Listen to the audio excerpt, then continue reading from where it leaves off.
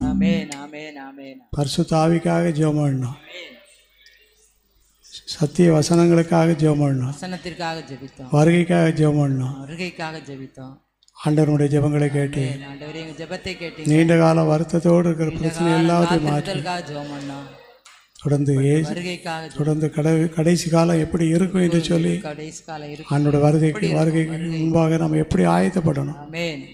எல்லாரும் சேர்ந்து நம்முடைய ஜெபங்களை ஆண்டவர் கேட்டதற்காக இன்றைக்கு ஜெபிக்க வந்திருக்க நம்முடைய தேவைகளை ஆண்டவர் சந்திப்பதற்காக ஆண்டவர் ஜெபத்தை கேட்டதற்காக எல்லாரும் நன்றி சொல்லிடுவோம்.